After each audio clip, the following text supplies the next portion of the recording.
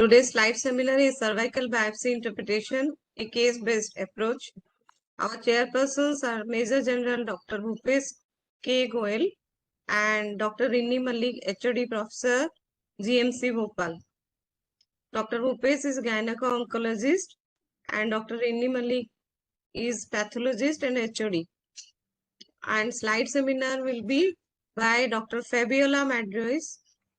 She is an associate professor and director Gynae pathology, special interest in perinatal pathology from Boston Cedars-Sinai Medical Center, Los Angeles, US. Participant, you can introduce yourself. Good evening, everyone. I'm Dr. Prachit Saxena from SNMC Agra, second year resident. Good evening, everyone. I'm Dr. Aditi, Year 1 PG at KMC Mangalore. Good evening, everyone. I'm Dr. Narmi, first year PGT from Negrim, Shillong. Good evening, everyone. I'm Dr. Ankita, first year PG from Datia, MP, Madhya Pradesh.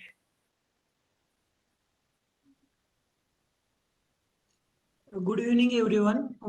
I am Dr. Suraj Sangre, Junior Resident 2, Mymar Medical College, Pune. Dr. Shashank Shekhar, second year resident, AMC Dibrugarh.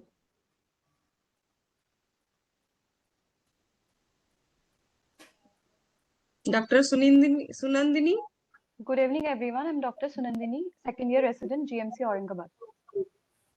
Dr. Ajit must not have joined probably. Today's webinar host is Dr. Anita Burgess and Dr. Sumit Gujral. We moderators are Dr. A.S. Ramaswamy and K. Mohira. These are the few reminders.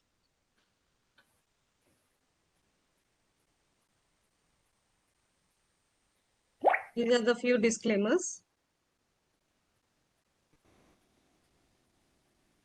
Upcoming talks are by Dr. Sipra Agrawal, endocrine lesions, and Dr. Geetika Singh on 21st diabetes case studies. Let's start. Over to you, Dr. Fabiola. Thank you.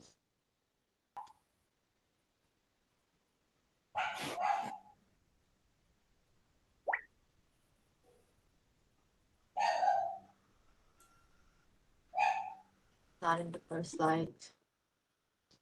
Okay. So thanks everyone for joining, and particularly thank you for the organizers, to the organizers for the invitation. It's good to be interacting with the other side of the world. So thanks for having me. I'm a gynecologic pathologist, and I practice at Cedars-Sinai Medical Center in Los Angeles.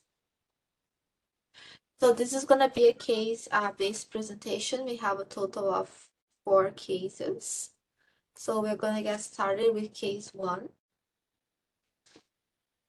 And I would like, I believe I did, I don't remember if I provide the clinical history for the students. Did I? No. So let me get out. Oh, it's because I'm gonna show later the clinical history. So I did a kind of an inversion here. So I wanted this to be primarily morphologic first, and then I'll review the age of the patient and the clinical history. Okay, so this is the morphology of the first case. This is a cervical biopsy. So I would like to invite Aditi to describe what is seen in this picture.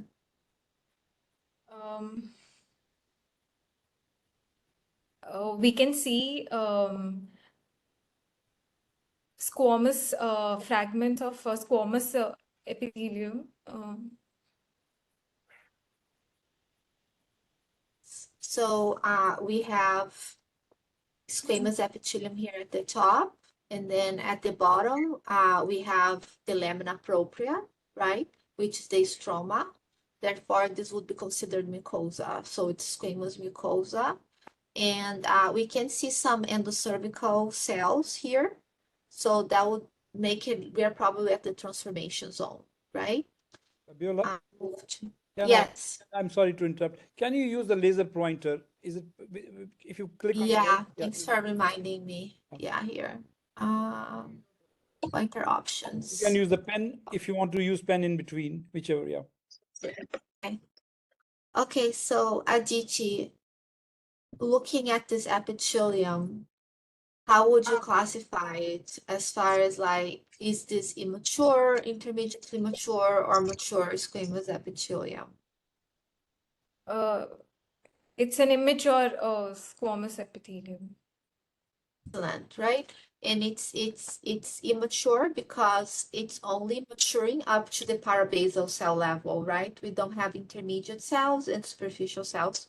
So that does make it an immature epithelium. So do you see any atypia here or anything that could make you concerned for dysplasia or squamous intraepithelial lesion?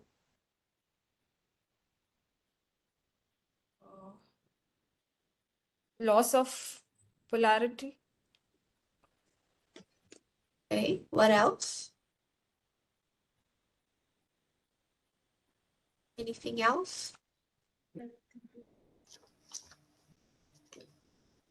High NC ratio.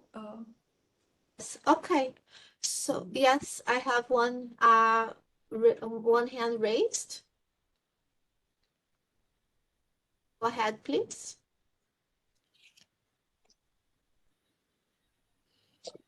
Anyone would like to speak up? No. Okay. Okay. Let's move on. Well, I think I'll show the scan slides later, but basically the differential diagnosis for a cervical biopsy that looks like this. If you are dealing with a reproductive age woman, would be immature squamous metaplasia versus a squamous intraepithelial lesion, right? So when you look at this epithelium, it's immature. And this is actually the type of scenario where it's exceedingly difficult to differentiate dysplasia from just immature metaplasia. So let me go to the slide. Yeah.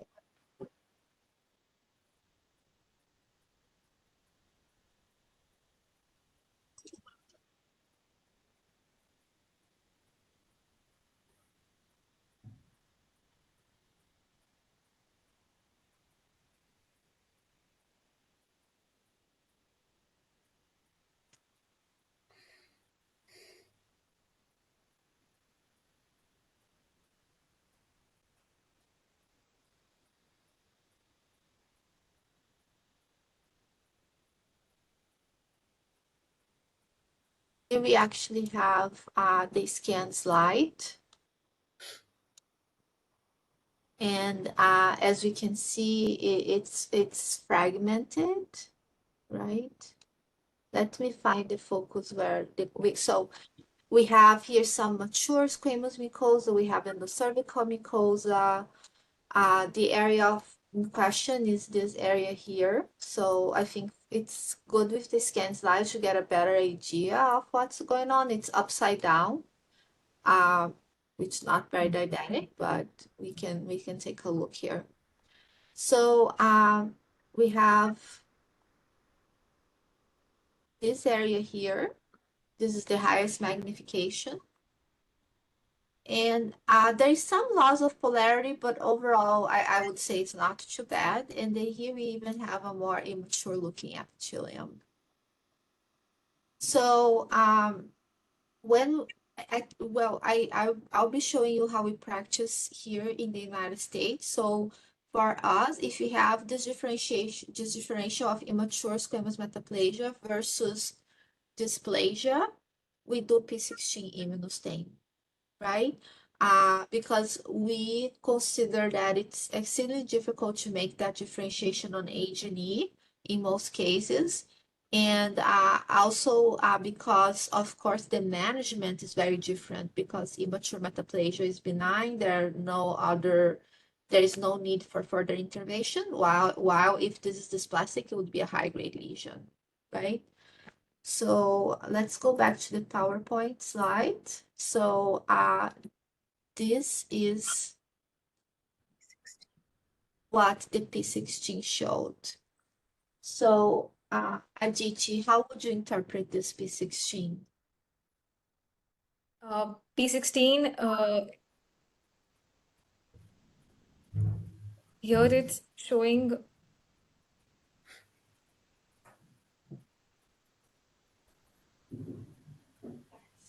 positivity, a strong positivity in the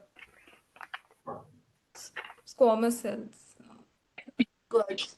So this is what we call block-like staining, right? So every single cell is staining. Do you know the rationale behind use of P16 in this type of scenario?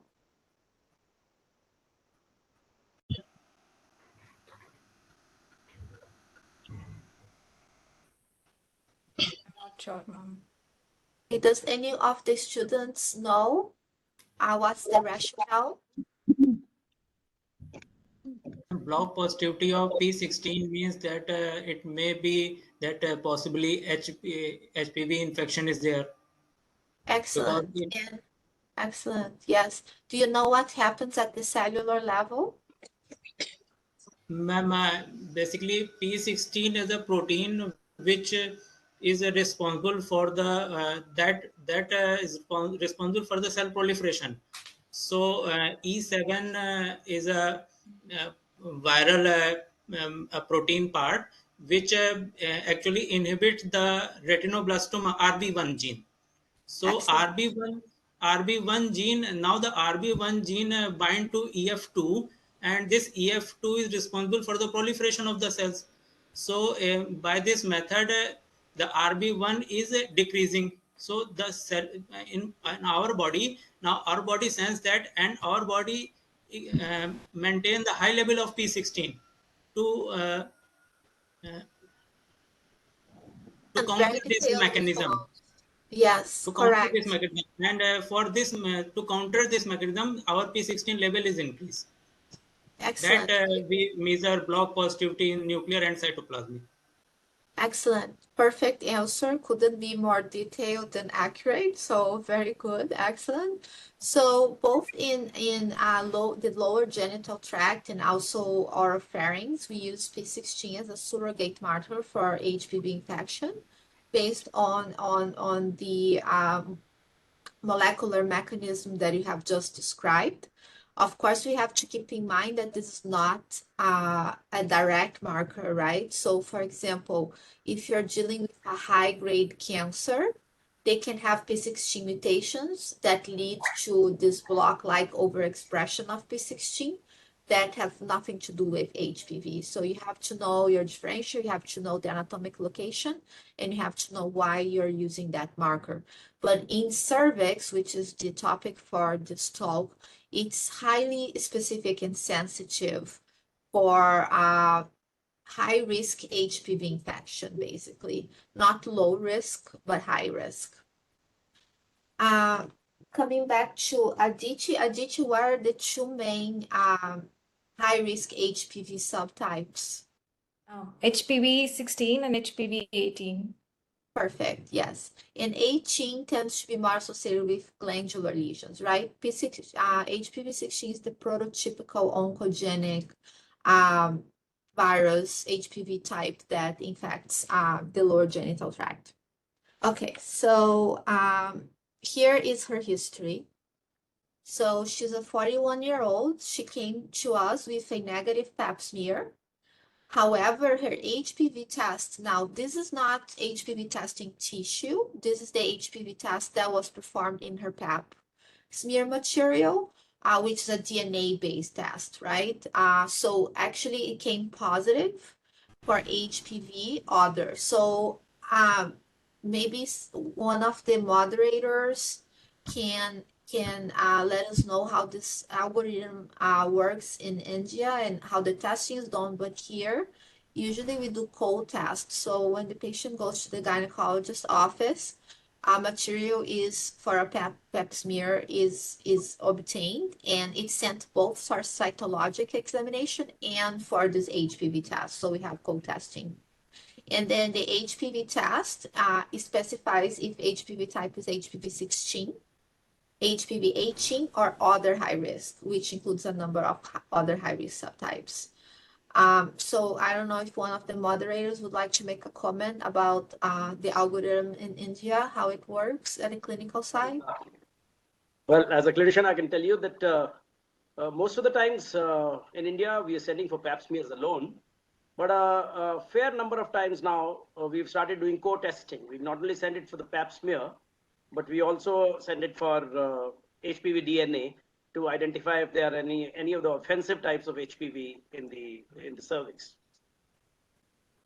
It's excellent. And when you do the HPV DNA test, is this the type of result you get? 16, 18, and other, or you just get like positive, negative? What do the results usually look like? We get a report specifying the subtype that is being seen there. This is specifically the subtype, so you screen for the main subtypes. Excellent. Absolutely. Excellent. So the diagnosis for this is high-grade squamous intraepithelial lesion or cervical intraepithelial neoplasia grade 3.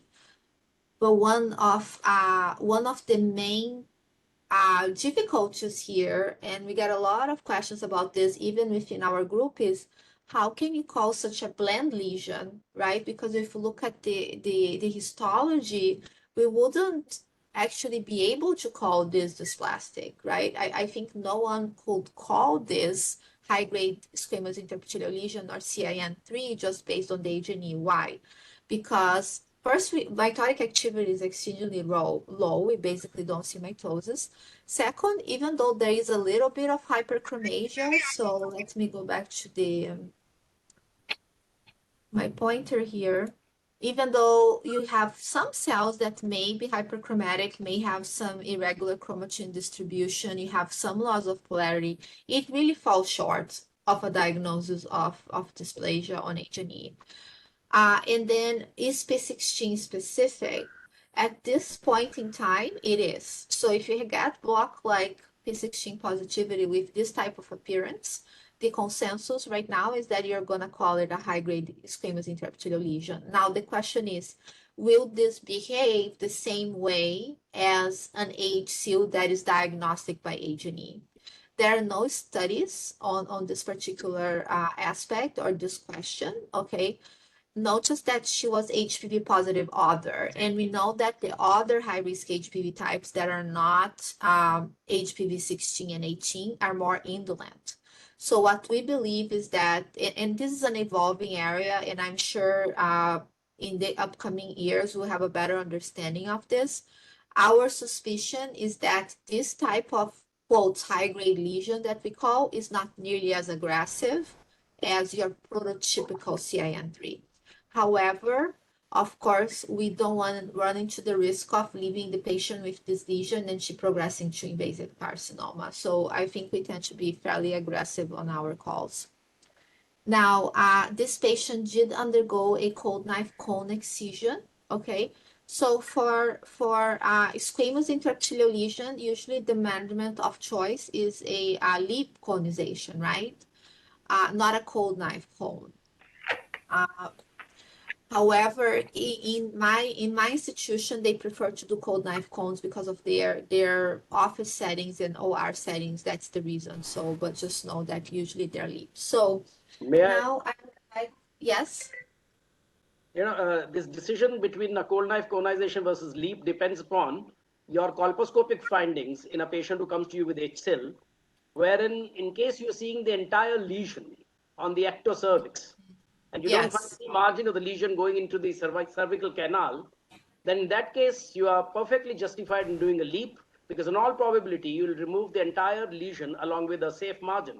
Whereas in case the lesion is dipping into the cervical canal, then a LEAP is not an answer, and you got to do cold knife conization. And personally, I prefer to do cold knife like they do in your country. Yes, that's what they say, because you are so limited, right, on the size of the excision with a LEAP, and They tell me, and please correct me if I'm wrong, that the leaps are done in the office, while the cold knife cone is done in the operating room.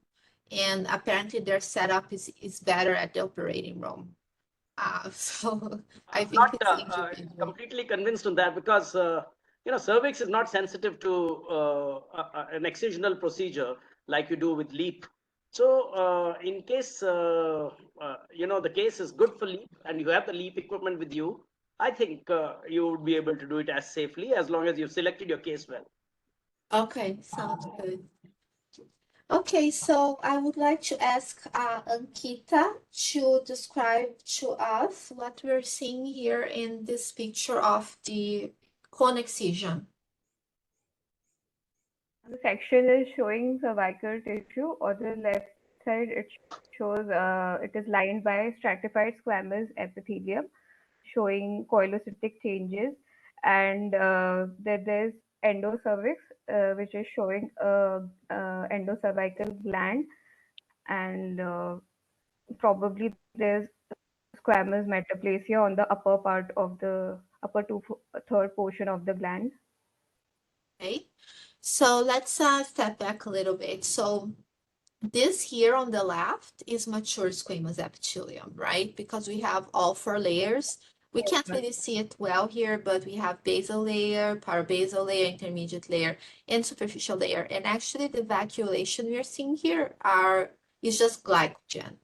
Because for coilocytes, you need not only the vacuole, but you need the nucleus to show what we say is cytopathic effect, right? HPV effect or viral effect, and we don't have that there. So this is basically normal mature squamous epithelium. But then as we move on to this region here, so by the way, this is exactly at the transformation zone because this is the squamocolumnar junction right here. So what we see here is that first, as you described, the squamous epithelium on the surface is hypercellular, right? And then we have the endocervical glands here, and we see that whatever is going on the surface is extending down into the crypts, right? So let's take a closer look. So comparing this histologic appearance with the biopsy, would you say this is similar? This is not as worrisome, it's more worrisome for a high-grade lesion? What would be your assessment?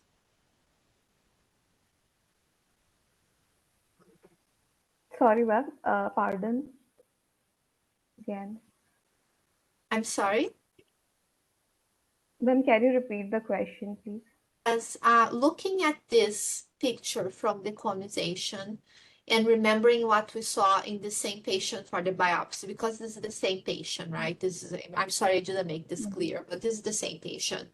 So would you say that looking at the squamous epithelium here, would you be more confident this is a high-grade lesion because you think cytologically the cells are worse?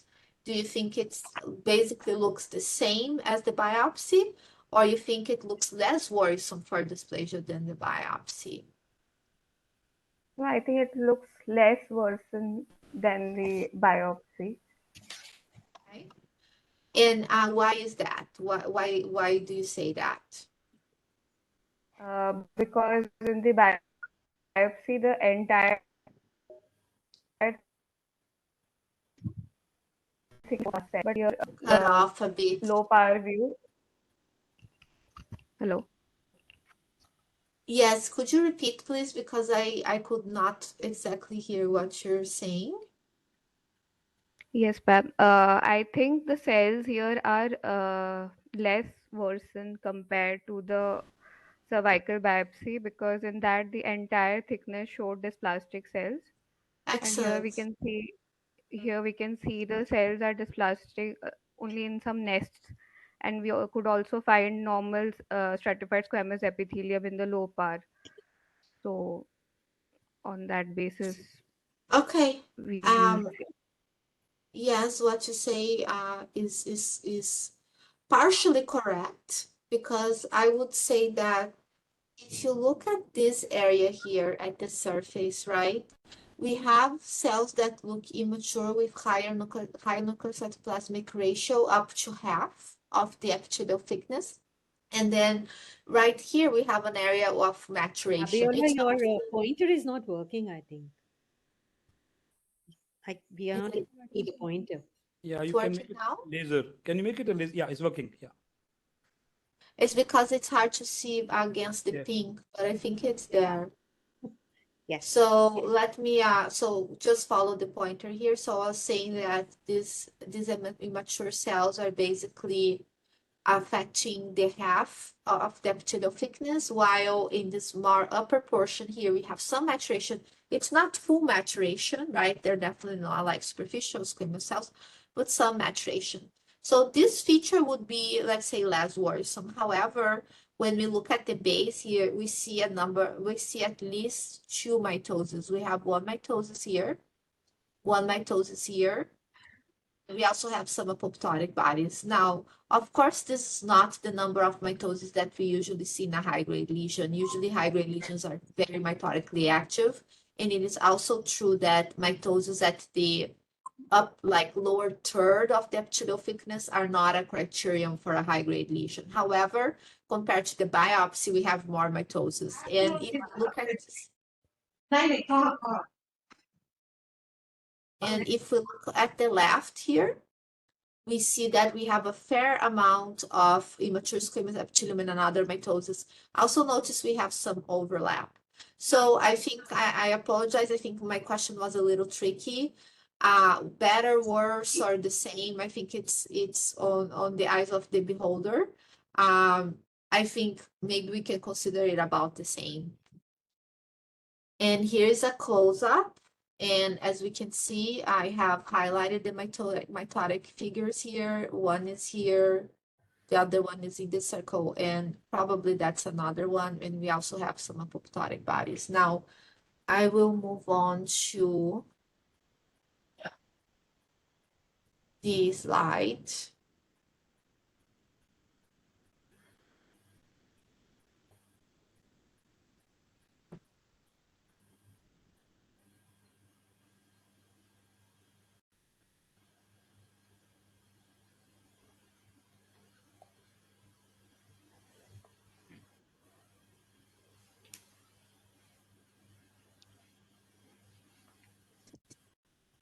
So here we have our cold knife cone.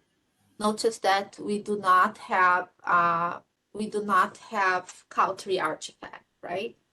So when we zoom in this area, for example, it's similar to what we were seeing in the figure.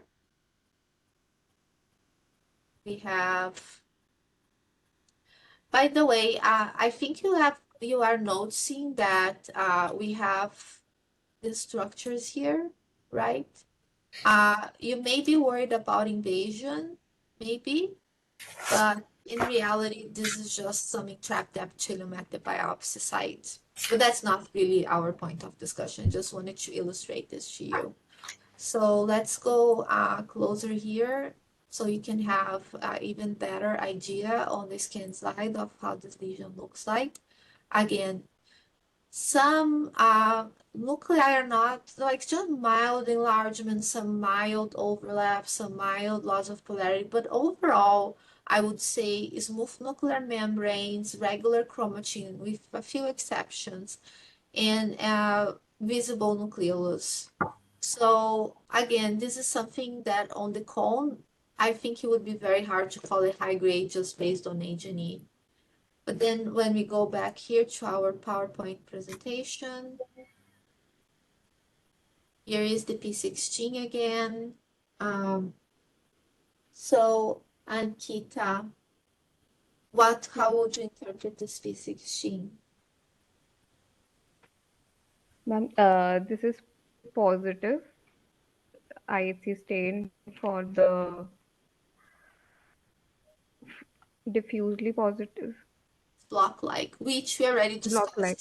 Yeah, block-like, which we already discussed, is a surrogate marker for HPV infection, and we can more easily see how the squamous lesion is extending into the endocervical crypts or glands.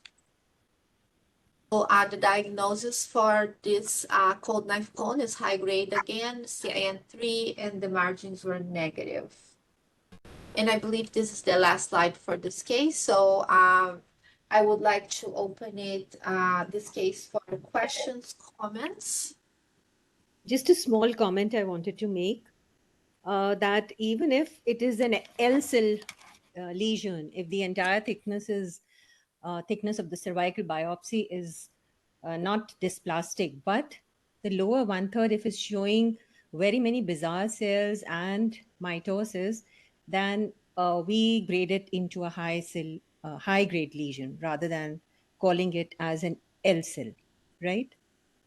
Yes, I agree, and 100%. And I have a table that will come up and that will cover that aspect. Yes.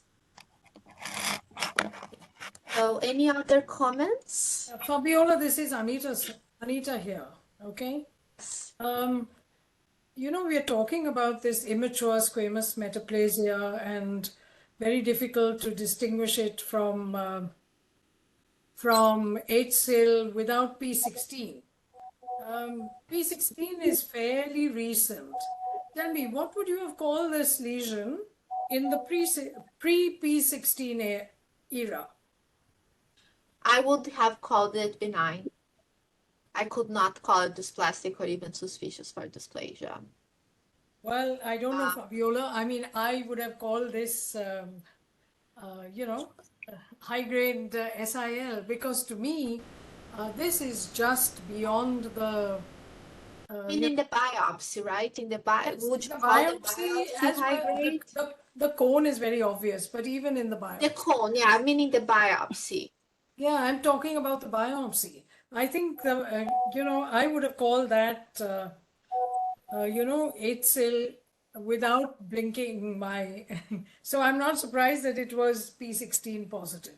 So I think maybe it's a matter again of the eye of the beholder.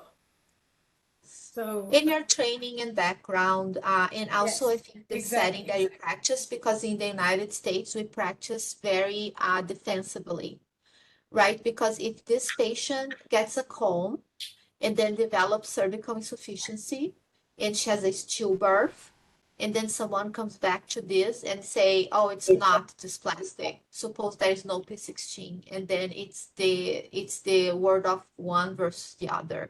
So I do believe that we're very careful with the call of HCU here in young patients, even though this patient is 41, but we actually, like yesterday, I had a term delivery in a 54-year-old woman. So nowadays, age is not that much of a parameter anymore for fertility, right? So I do think there is a difference in setting too. I can imagine that in certain settings, it's better to be aggressive, so you're sure the patient is not walking around with a potentially preneoplastic lesion, right? So exactly, that is the issue, because you That's say the it is most benign and the woman is walking around with a... Yeah, exactly. Yes. So you're more aggressive. You would rather call it if you favor. So the way you practice here for high-grade lesion is, I think in your setting and probably where I'm from in Brazil too, if you are suspecting HC, we just go ahead and call it, because we don't want this patient to lose follow-up. We don't want this patient to potentially progress to cancer. We know that screening programs are not as robust. But here, in my setting, particularly in Beverly Hills in Los Angeles, it's the opposite side of the coin. So these women, they don't want to have conversations. They don't want to risk losing a pregnancy because they delay fertility for so long. And then it's really a very sensitive matter to them to potentially have pregnancy complications. So a very good point. And I agree there are features of high-grade lesion here, but again, in our practice, and I think this is a great discussion to compare how practices vary around the world, it would not be sufficient to be called a high-grade lesion on AG. Right, okay. Fabiola, so what do you do about this this patient? You've called it immature squamous metaplasia benign. So how do you actually convey to the clinician that this patient should have some kind of subsequent investigation at what time interval? 3 months, 6 months? The next round of So pap smear, what would you say? we don't make this type of recommendations here because the ACOG, which is the American College of Obstetrics and Gynecologists, they have their own guidelines that all gynecologists follow.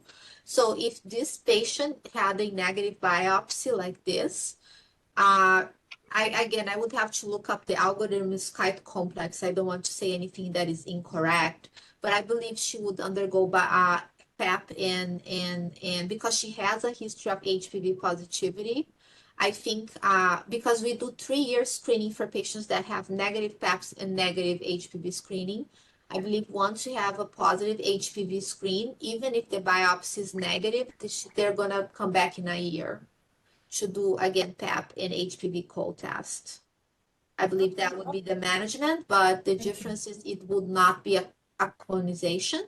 And some pathologists may call this some features concerning for dysplasia but not diagnostic. Please rebiopsy. That is also an alternative in a case like this. And I think that if you work in a setting with limited resources, I think that would probably be the most appropriate call instead of calling completely benign or calling it HCL, just saying like it's suspicious but it's insufficient, so they can follow her closely.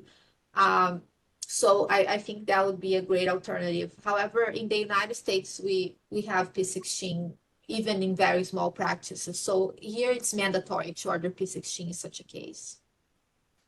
Yeah, sure. I mean, if you have P16, there's nothing like it. But if you don't, that was the reason I asked the question. That's a very valid question. And actually, even with P16, this lesion is controversial. Because this is, I mean, again, I'm passing on to you how we see things in this country, right? In this country, I have colleagues that like, they will, even a lesion like this, they will say, well, it's not enough for an HCU for me on H&E. Are you going to base your diagnosis primarily on P16? So even that is controversial. And honestly, these are very controversial lesions, right? In general, inter-observer reproducibility is quite low for cervical biopsy diagnosis. So those are all very important points. Thank you, Anita. One question from the audience that Yes. while P16 is stained only immature squamous, not mature squamouses. So P16 will stain all high-grade squamous intraepithelial lesions. So it should stain in a robust way, both CIN2 and CIN3 lesions. It should not stain benign, either mature or immature squamous epithelium. Now, when we go to the CIN1 lesions, about half are P16 positive, at least patchy, and half are negative. So it really depends. And I believe I have a table also with that algorithm coming up. Question. Thank you. So let's move on to case number 2. I'd like to call Narmi to comment on the biopsy. So case 2, we're going to start with this biopsy here. It's actually not a biopsy, it's an endocervical curettage. And again, throughout this presentation, I'm going to be presenting the clinical history afterwards. Right now, we're just basing on the morphology. So Narmi, could you please describe to us what you're seeing in this picture? Yes, ma'am. Ma'am, we can see multiple fragmented bits. Which in the most side, we can see the stratified squamous epithelium showing coelocytic changes, and also just beneath the tissue bed, we can see the dysplastic changes seen in the tissue, the full thickness. Okay. So again, I would say this is not coelocytic. Okay, I would say this is glycogenoated. because the nuclei in this fragment here that I'm pointing are not dysplastic. So this is not HPV infected. So these are just mature squamous cells that are glycogenated. They don't have the nuclear features of HPV. Therefore, they are not coilocytes. And then we have two other fragments. We have this fragment here on the left, and we have this fragment on the right, okay, that look more cellular, right? And that don't have maturation. And I believe we're gonna get closer. So let's start with this fragment. What do you see in this fragment here?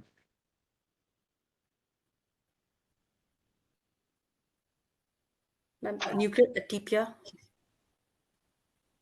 You see nuclear atypia? What nuclear features look atypical? Well, how would you describe this atypia?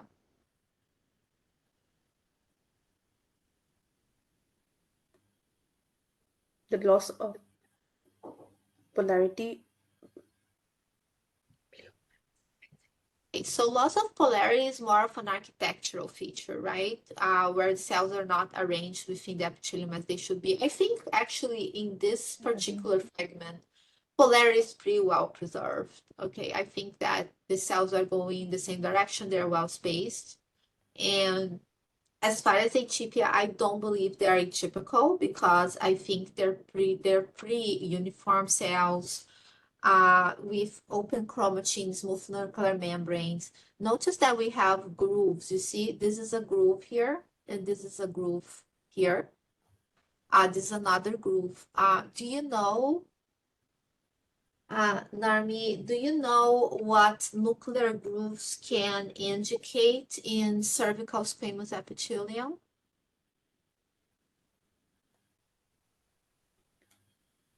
Sorry, ma'am. It usually indicates squamous atrophy. In the past, it used to be called transitional cell metaplasia because, you know, transitional cells in the bladder usually have grooves. But it's really mostly seen in atrophic or partially atrophic squamous epithelium. So that was one of the fragments. And then we have the other fragment here, which to my eye looks different than the fragment we just described. So how do you think this fragment is different from the previous fragment we showed?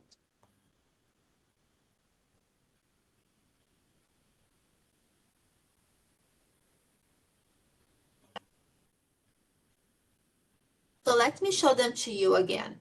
So here's the first fragment. Let's call this the first fragment, and this is the second fragment. How are they different looking at the hematoxylin and eosin slide? Nami, it's your turn. Nami. Yes. Yeah. There's no, it looks more hyperchromatic. More cellular, right? You have more cells, you have more overlap of cells. Cells look more hyperchromatic. So And I more agree with high you. NC ratio. Yes, what else? High NC ratio. Yes, very high NC ratio. This is excellent. So if we look here, I would say these cells have a high, kind of high to intermediate NC ratio, but in this other fragment, they definitely have high NC ratio, right? So this is excellent. So let's take a look at the scan slide.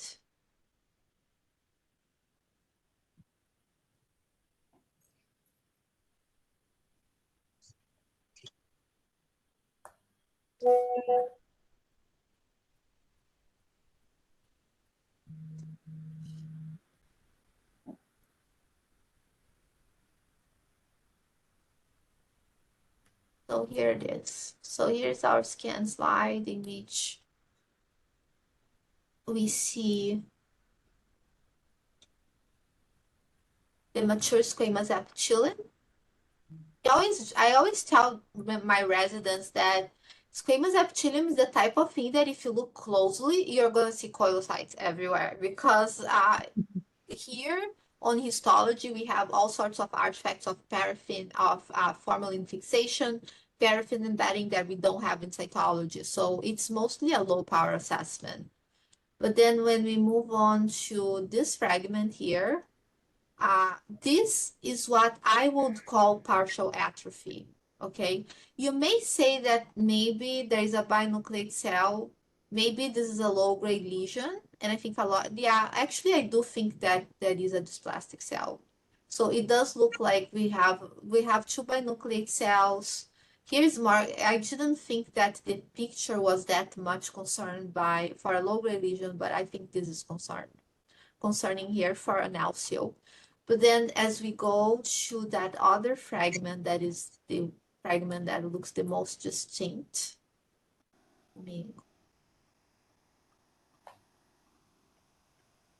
So when we go to this fragment here,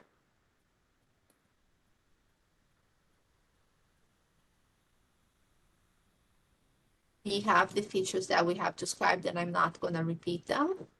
So that's what we have. So coming back to our PowerPoint presentation.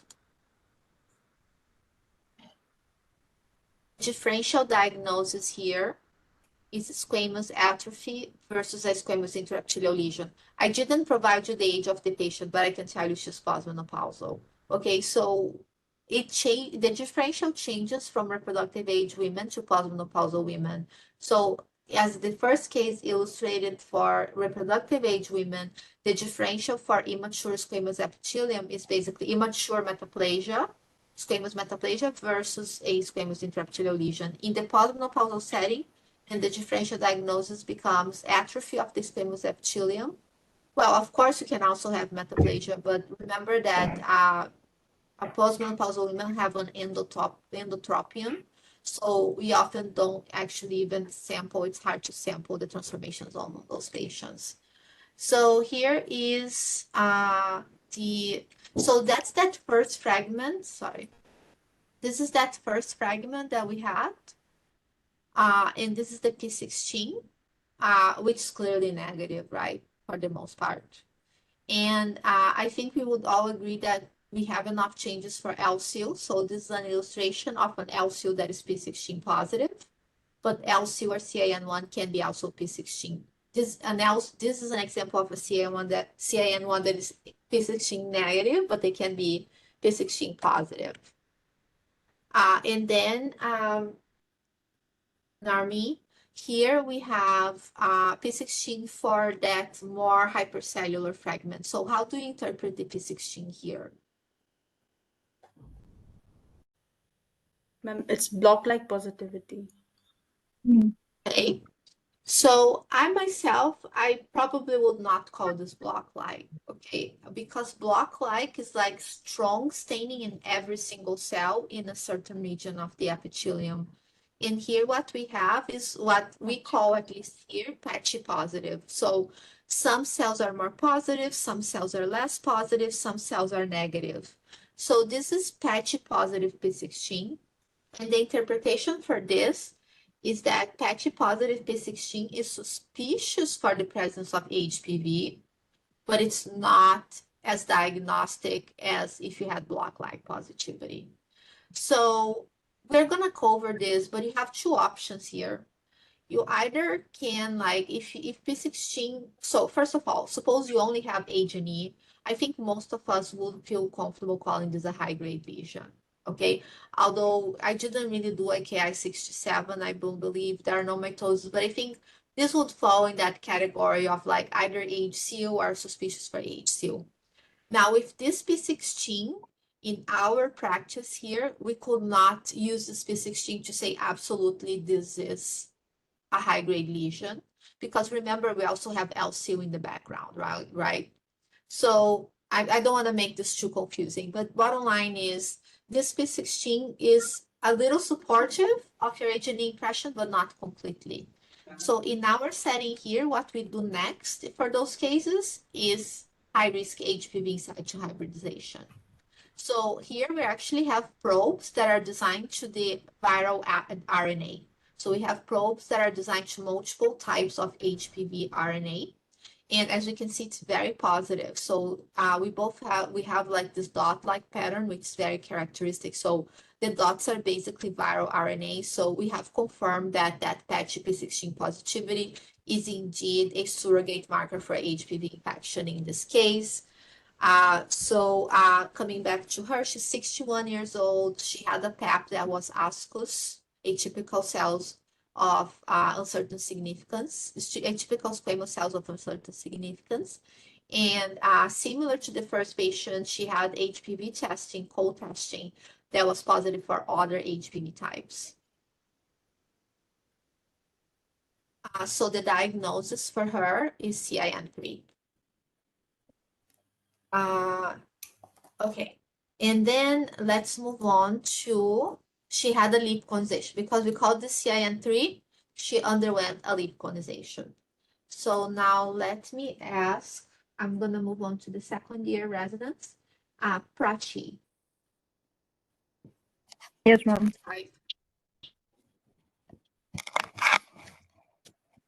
Yes. Would you please describe what you're seeing here? Ma'am, on the scanner view, here we are seeing stratified squamous epithelium. There is some hyperchromasia on the lower side of the slide, lower right corner, along with the endocervical gland. Chronic inflammatory infiltrate is also seen. Probably the transformation zone. Excellent. So we are at the transformation zone. We have squamous epithelium overlying on the cervical glands, which is one of the definitions, right, of transformation zone. Here we have our Cal3 artifact right here. And so let's zoom in. So we're basically zooming in around here. So the epithelium looks hyperchromatic and hypercellular. And then when we look more closely, how would you describe the squamous epithelium here? This epithelium looks dysplastic. The cells show hyperchromasia, high NC ratio, and though the orientation is not lost, and maybe some mitotic figures in the central part they are seen. Yes, correct. Excellent description. So we can see some of the nuclei are enlarged and have irregular nuclear membranes like those two.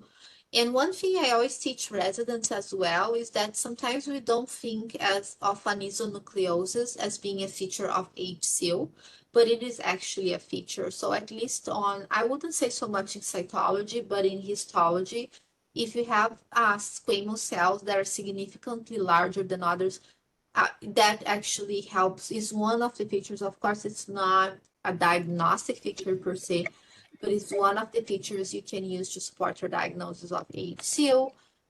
Here is another area where we have clearly dysplastic cells, right? Look at this cell here. Look at the chromatin pattern. Look at the size variation. Look at the fact that you have enlarged cells on top, wrinkly cells. So the diagnosis, basically we did not do a P16 here. We just called it high-grade lesion. So we confirmed the diagnosis in the biopsy for her. And then let me go through some slides, and then we can further discuss. So particularly the first case. So when you have blend cytology, low mitotic activity, is it enough, right, to call it HC or CIN3? Is it the same potential of progression as I had mentioned as your prototypical HCU, or is it lower? We don't actually know that. And just to make you aware too, we have some of the experts in cervical biopsy here in the United States that favor a third category of squamous intraepithelial lesion, which is called squamous intraepithelial lesion ungradable. So how helpful that is? Probably not very helpful, but you may need to use that diagnosis sometimes. Although you may say like squamous intraepithelial lesion, favor low-grade lesion, favor high-grade lesion, please rebiopsy. So those are some other alternatives. I don't think I'm actually gonna cover this because we are here in a different country, right? So, but just to let you know right now, our guidelines, which is based on this paper here, okay, our guidelines state that we actually are supposed to specify on biopsies what CIN1, CIN2, and CIN3, because the 2012 guidelines had told us that it could say CIN1 and then high-grade lesion, and that we did not need to make the differentiation between CIN2 and 3. But now they actually want us since 2019 to make that differentiation, and that can be actually quite hard. And the reason for that is because here in the United States, based on these guidelines, any patient that is diagnosed with a CIN3 needs a cone, and any patient that is diagnosed with CIN2, independent of the age, can choose observation and not a cone. So that's the current status of management here right now. And here is the algorithm that we don't need to go through, but I will share this PDF with the moderators and organizers, so you all have access to this. And this is also about P16, which I don't think it's important. Okay, so here is the table I was talking about, where I used to teach residents here on what you use to make a differentiation of CIN1, CIN2, and CIN3. So in my experience, cellularity is key. It's very important. Cellularity increases as the grade of the lesion increases. If you would like to make a diagnosis of CIN3, you need no or minimal maturation at the top layers. As previously mentioned here, if the basal layer is dysplastic, you are out of CIN1 territory and you are at CIN2 territory. So if the cells have significant atypia. Another thing we use a lot too is mitotic activity. So a lesion with low mitotic activity tends to be a CIN1, but the problem is we do have CIN2 and CIN3 cases with low mitotic activity. So let's say if you have high mitotic activity, you are in high-grade seal territory, but if you have low mitotic activity, you can either be at low or high territory. However, CIN1 should not have high mitotic activity.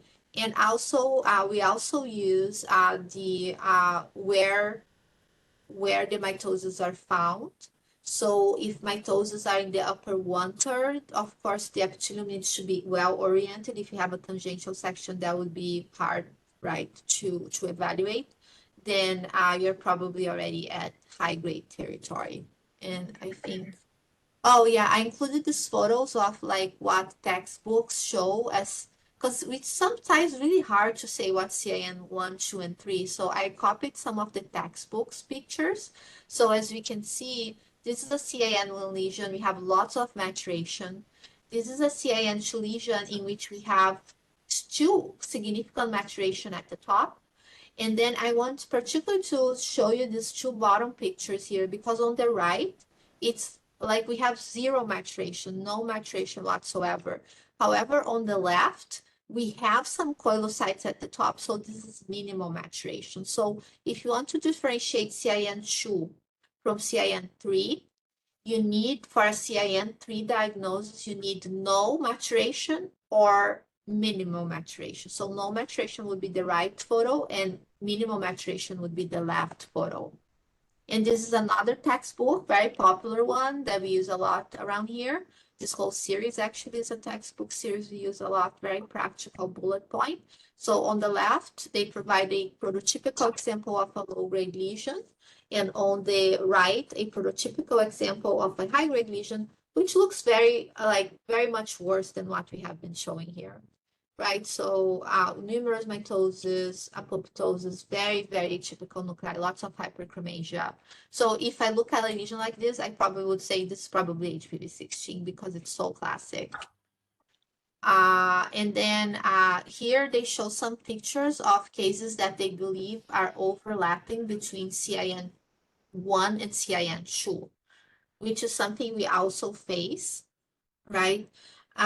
So in this one, what happens here is we have increased cellularity, but the lesion is really maturing, right? The very basal cells are not so ugly, but they have some atypia. And I think we have this pre-mitotic figure. Honestly, like in the book, they did call this a high-grade lesion. So this is, and I think most of us would call this a CIN2, right? But they're just showing some of the overlapping features. A CIN1 should be less cellular, should have not such an atypical base, should have lower mitotic activity. And this I'm just going to include to you in your PDF of the presentation. I love the way Dr. Crum, he was actually my mentor and professor. I did my residency at the Brigham, where he was director of gynecologic pathology and director of the gynecologic pathology fellowship.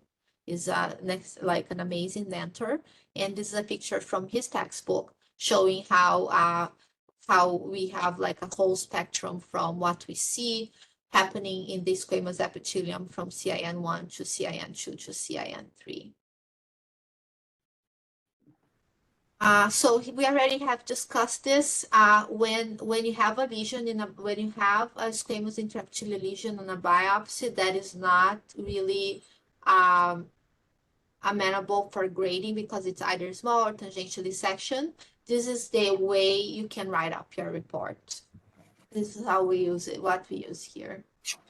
And then I think here is what we had discussed of what we call block-like positivity and what we call negative. Negative is negative, but this is what we call weak patchy, and this is a low-grade lesion here. And this is actually, I believe, also a low-grade lesion, just to illustrate that low-grade lesions can either have this block positive type of staining, or they can have patchy staining. I don't think we need to cover this. I just included some literature, but I think this is the most helpful slide in this regard. Again, of course, we don't have this test available in many settings. I think a lot of laboratories have a P16 and Ki67. So, but very few, even in the United States, few laboratories have in situ hybridization. So let's concentrate in those two. So immature metaplasia should have negative P16 and low to high Ki67, while squamous atrophy, this is our first case, this is our second case. While squamous atrophy should have negative P16 and low Ki67. When you are at high-grade lesions, usually it's block positive, right? The great majority, but unfortunately, some of them are patchy or even negative in the setting of atrophy, but not in the setting of immature metaplasia, and Ki67 should be high. Oh yeah, I basically split those. How do you order and interpret Ki67 and P16 in the setting of immature squamous proliferation versus the setting of mature squamous proliferation? This is a lot of information for the residents, I know, but I would like you to have this handout. So when you have your cases or you have to take tests, or let's say you go to a meeting and you want to see how this is done, these are the basic guidelines here you have available as a PDF. So with that, we're gonna end this discussion about squamous intraepithelial lesions, and I would like to open the floor to discussion. Just a small comment for the postgraduates. Just looking at the vacuolation of the squamous epithelium, you should, especially under the low power, like you were commenting that it is showing coilocytosis changes. That should not happen, because coilocytosis merely doesn't mean presence of vacuolation in the cytoplasm. Like Fabiola told you, that it is glycogenoated. That is the reason it is vacuolated. The additional feature to label it as a coilocyte is nuclear atypia, which will only be visible to you when you see it under the high power. So never label the epithelium that it is showing coilocytosis under the low power till you also see the feature of atypia in that cell. So that is just a small comment for the postgraduates. Very important. Thank you. Fabiola, I was just Yes. curious, this last case that you had, yeah, there was she was 61, her epithelium should have been atrophic. Can you explain why she had such a glycogenated epithelium in one part of that? There were three different squamous epithelia that you had. One was very heavily glycogenated. The other one was very classically atrophic. And then you had the atrophic epithelium, which had the 8th cell. So why was the epithelium glycogenated to the extent that it, one of the students thought it was coilocytes in a 61, in a 61-year-old who should have had a really atrophic epithelium, which was there in the other two. I'm just curious. Do you have an explanation for it? I have a couple of explanations, potential explanations. I don't have like an individual explanation for this case, but potential explanations is that one is that this epithelium was taking more towards the vaginal surface. So that's what I saw. This was probably glycogenated. Yes. Yeah. Yeah. That I believe is the most common scenario. The second scenario is that she's using an estrogen cream that is. But then you would not have got, the other part would not have been showing. So if you're saying that this is vagina, I think that is a more likely explanation than it being the cervix. Yes, I agree. I think that's the most likely explanation, although I must confess that we get a number, and I'm sure you do too, of endocervical curettage, in which in the same fragment, you have not entirely mature epithelium like this, but somewhat more mature squamous epithelium and somewhat less mature. So it seems like there is a range, particularly when women are not menopausal for many years. So when you get a woman that is in her 70s, for example, then in my experience, if you get like, let's say, a hysterectomy for prolapse or some other reason, the whole of the epithelium is atrophic. But when you get women that are like 50, in the 50-something year age range, even women that are in their early 60s, that they are not like, they haven't gone through an extended period of time of like really menopause and not perimenopause, you can see that. But I agree, you wouldn't get this very glycogenated epithelium. I think that's probably vaginal. I agree with you. Thank you. So in a sense, this would be vaginal. This would be her benign cervical epithelium, which is atrophic, and this would be her HCO. Right. Yes. Yeah. Excellent comment. Thank you. Any other comments or questions or concerns? Okay. If not, we will move on to our third case. So I would like to call Suraj to describe the findings.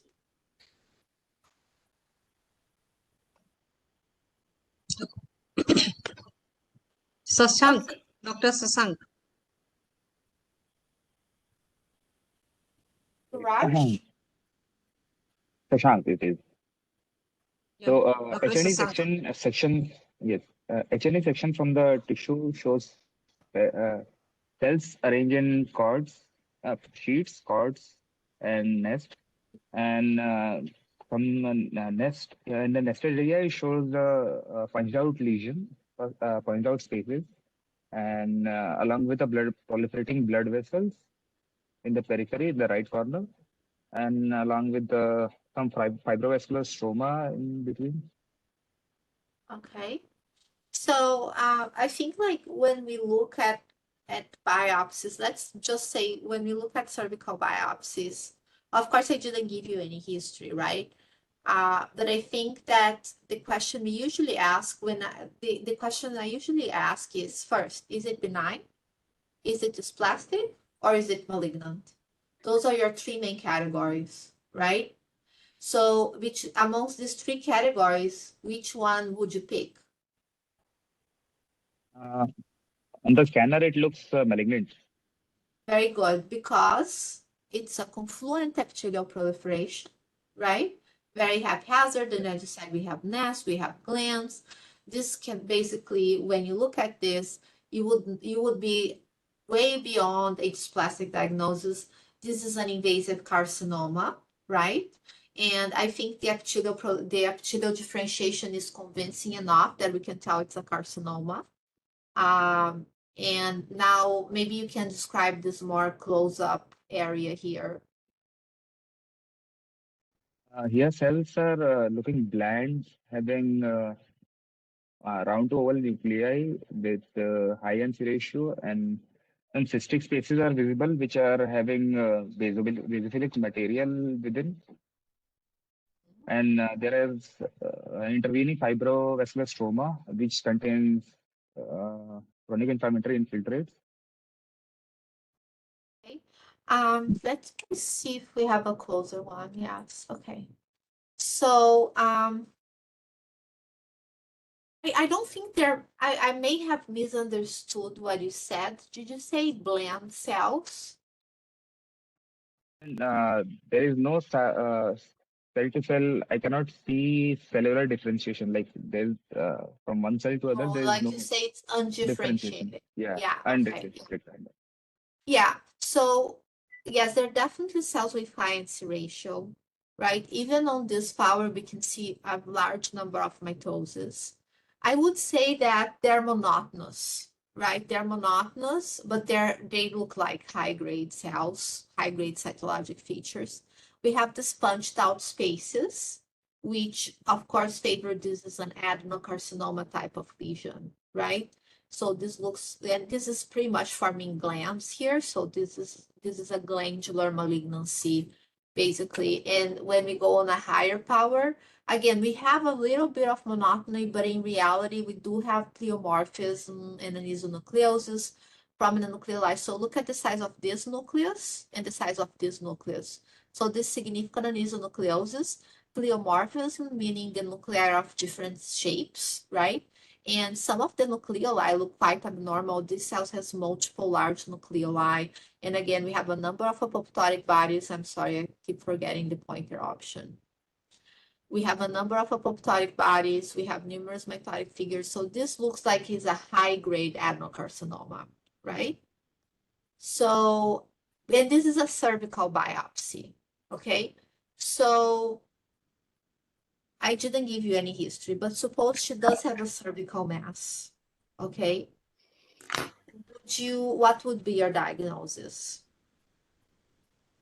Probably it may be adenoid basal carcinoma of the uterine cervix. I think that's extremely reasonable. We did perform a P16. How do we interpret this P16? This is uniform block positivity. Good. So my question to you now is this a surrogate marker for HPV? P16 is actually a surrogate marker for HPV infection. This scenario, though, in this particular scenario, is it reliable as a surrogate marker for HPV? I don't expect you to know the answer, but I'm just questioning you anyway. So this is a little tricky, okay? Because when you move from squamous intraepithelial lesions and well-differentiated carcinomas to poorly differentiated carcinomas or high-grade carcinomas like this, as I mentioned before, P16 is no longer specific because any high-grade carcinoma in many areas of the body, for example, pancreas is very classically P16 mutated, right? So, or some other kind of molecular abnormalities that lead P16 to be overexpressed, but that do not mean HPV is there. Okay, so we have to be careful with this. So this is a 68-year-old woman, so postmenopausal. I got this history. She presented with, this was a cervical biopsy, but she presented with postmenopausal bleeding, and ultrasound revealed an endometrial polyp 4 years ago. She had an endometrial polyp, but then she lost follow-up. Okay, so she had an endometrial polyp, postmenopausal bleeding 4 years ago. And then now she, like 4 years later, she has a 1 centimeter friable mass protruding from the cervix. Okay, protruding from the cervix, originating from the cervix, and bleeding. So you may look at this, look at the history and look at the H&E and the P16 and say, oh, this is a cervical primary. But we have to be really careful because this is a high-grade tumor. Okay, so we performed also a P53 immunostain, which is it's aberrant, right? It means P53 is mutated because it's overexpressed. So we have a tumor in the cervix in a postmenopausal woman that had polyps 4 years ago, and that now has a fibromass in the cervix that is both P16 and P53 positive. So actually, this is not a cervical primary, okay? When you look at cervical carcinoma here, well, actually, I shouldn't have said it's not a cervical primary. So when we look at the genetic alterations of cervical adenocarcinoma, we actually see that P53 mutations are quite high, 40% of cases. So this still could be a cervical adenocarcinoma, okay? Let me show you the slide, wait. Let me show you the scan slide, which I believe will be this one. Let's see.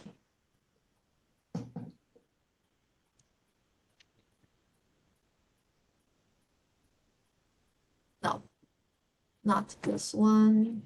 This one, no. This one, let me see. Yeah.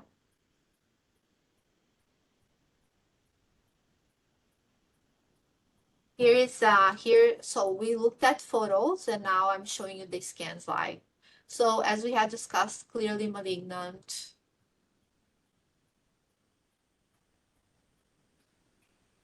Very high grade.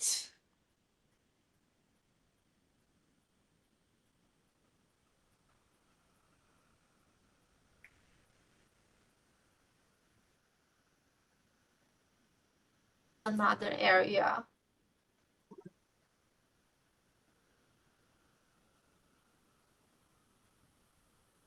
Clue we have here. Okay, thank you. So how many students we have left? We have Ajit and Sunandini. Yes. Have a third one, a student. Suraj. Okay, so Shan, your name is beautiful but hard to pronounce. Shashkam. Shashank, it is. Shank. Shashank. Beautiful name. So you see here that we start having some papillary projections, you see? And we have another thing here that is fairly characteristic of a tumor subtype, which are these cleft-like spaces. You see these cleft-like spaces? Look at this. Okay. So could this still be a cervical adenocarcinoma? Could cervical adenocarcinoma have papillary projections and cleft-like spaces? Yes, it could. But do you know which gynecologic carcinoma characteristically has cleft-like spaces and papillary projections? High-grade serous carcinoma. Excellent answer, exactly. So what happened to this case, let me go back to the presentation here, is despite the fact that the H&E and the immunophenotype could be consistent with a cervical primary, we actually were suspecting this was a serous carcinoma based on her age, her history, the morphologic appearance. So we did an HPV in situ hybridization, which is clearly negative. And then, are you familiar with this immunostain here? It's ERBB2, HER2. HER2, right? So why did we do HER2 in this case?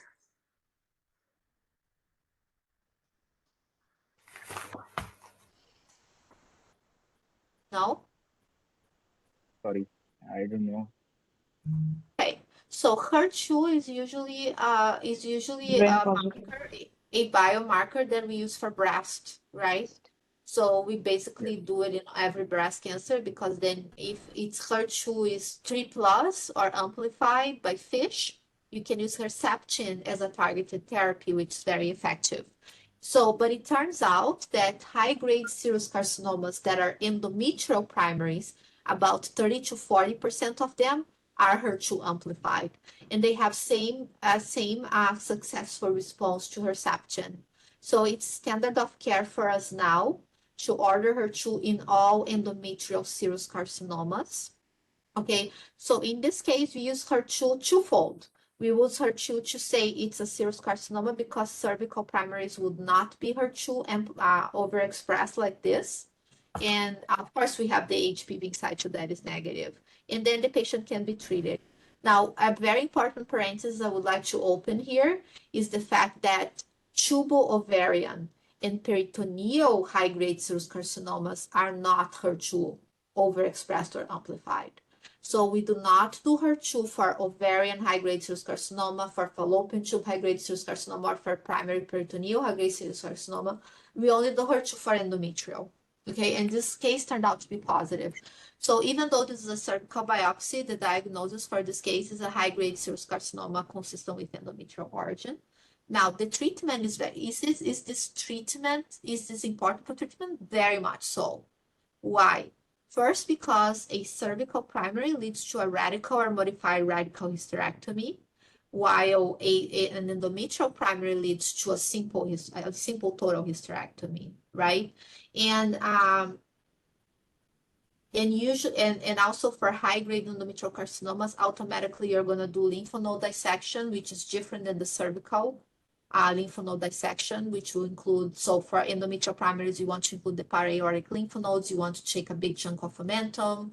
So it's very different management. So it's very important. And I've seen this a number of times, particularly if the patient is postmenopausal, you get a biopsy of the cervix, it's a high-grade adenocarcinoma that turns out to be endometrial primary and not cervical primary. So the patient was actually found to have stage 3B endometrial carcinoma. She underwent neoadjuvant chemotherapy followed by interval surgery at a later date. Okay, so this is it for this case. Any questions, comments?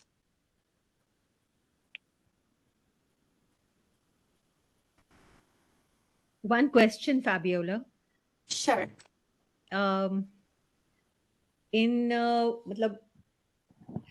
What I have read so far is that all these serous carcinomas, they have some budding appearance plus some samoma bodies as well.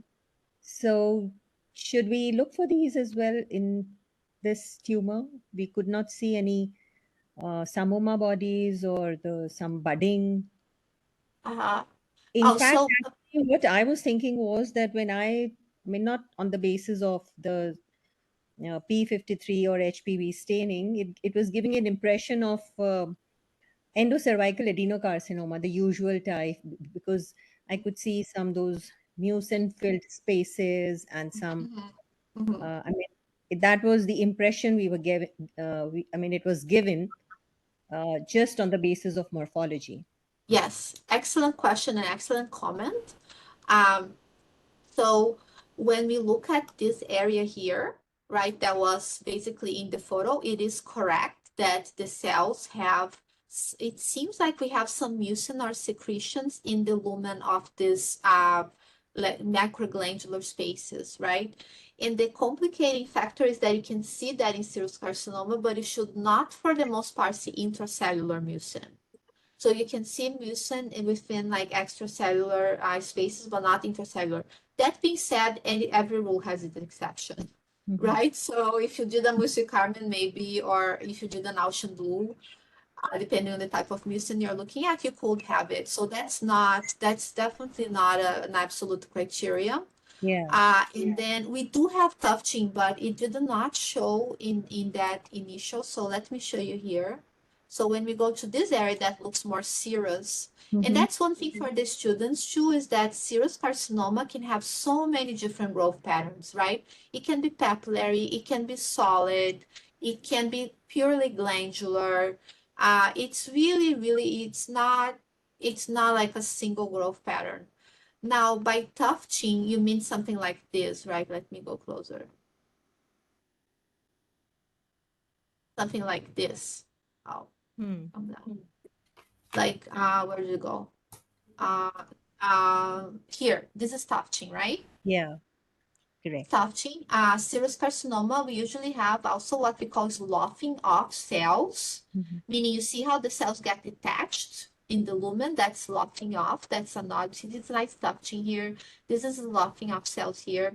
The cleft-like spaces are absolutely characteristic. This is something we use a lot in the peritoneal when we get peritoneal biopsies or frozen section of omental masses. If you see cleft-like spaces, it's really good for serous carcinoma. So I think, yes, in some areas of the tumor, it's not serous. I mean, you couldn't call it serous, but then in other areas, and for the postgraduate students, when you have a carcinoma, and I think that's in any place, not only in the GYN tract, you cannot classify based on one area. You have to look at every single area of the tumor. And then once you have all the growth patterns combined, then that's when you make a diagnosis. Right. Thank you. Address your comment? Yes. Okay. Excellent. Thank you. Sure. Excellent. There are few So, questions from audience that okay. with P16 block-like positivity and P53 mutation, is it easy to differentiate between endocervical cancer and endometrial cancer? It's not easy because pretty much all high-grade serous carcinomas will be both positive for P53 and P16. So the mechanism is different. Like P53 in serous carcinoma means that there is a point mutation usually that will lead the P53 nuclear protein not being degraded and then accumulated in the nucleus and being overexpressed. So P53 diffuse overexpression like we're seeing in this picture here, which I believe, am I sharing my screen still? I am, right? Yeah. So you see, this is diffuse overexpression of P53. This means that at the genetic level, there is a P53 mutation that allows the protein, the P53 protein, to still be synthesized. However, it's aberrant. Therefore, it cannot be degraded by the cellular machinery as well as the wild type P53 protein. When you have complete loss of P53 nuclear staining in a tumor, it means that it's a frame shift or truncating mutation. And then you have no protein expression. So those are the two most common patterns we see. Now, P16 is interesting. Why do we have P16 overexpression in serous carcinoma? That's usually because oftentimes they have, in addition to P53, they can have P16 mutations. And also remember, they're both cell cycle regulators. So basically one protein deregulates the other. So it's pretty much universal that serous carcinomas high grade will have P16 overexpression. Now, cervical carcinomas, as we can see, the great majority, like 60%, do not have a P53 mutation. So 60% will be P53 wild type on immunostain. That helps, right? But if you have those two, I would say you would need to correlate with the H&E findings. You would have to correlate with also the clinical history. So, of course, cervical carcinoma is much more common in reproductive age women.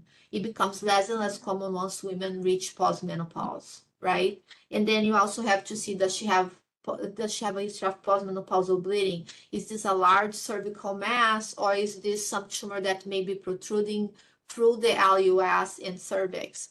So then you would really need, if you don't have HPV in situ hybridization, you would need to put all of those things in combination. And to be honest, we have signed cases here in which we basically could not tell. For example, if you have a clear cell carcinoma in a cervical biopsy, there is no way you can tell if it's an endometrial or cervical primary. There is no stain, no pattern, no nothing you can use. So in those cases, we are going to say clear cell carcinoma. The distinction between a cervical and an endometrial primary cannot be performed. But now, since the last like 5 years or so, we pretty much recognize that primary cervical serous carcinoma does not exist. Okay, it's a pretty widely accepted concept right now. So if you have a high-grade serous carcinoma in a cervical biopsy, is an endometrial primary, but that does not apply for mesonephric-like clear cell, even carcinosarcoma theoretically does not apply for endometrioid, only for serous. Okay, any other comments, questions? Okay, excellent. So we're gonna move on to our last case, which is case 4. So I would like to invite Ajit to describe.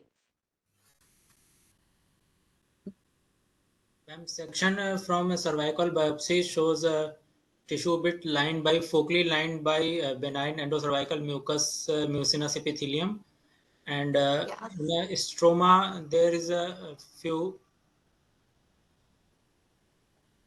In the stroma, few benign glands are seen. The stroma is a more fibrocollagenous type stroma. Okay, which is the cervical stroma, right? So this came to us as a cervical polyp, and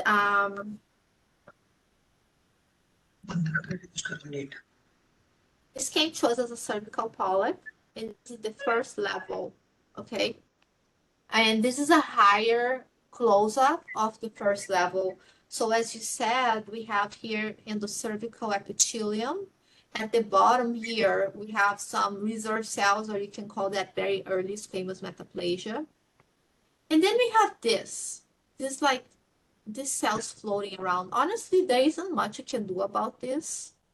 But let's go closer. This is how they look like. Again, there is some atypia here and there, right? But what can you do with this? You have naked nuclei. You can't do much with this, right?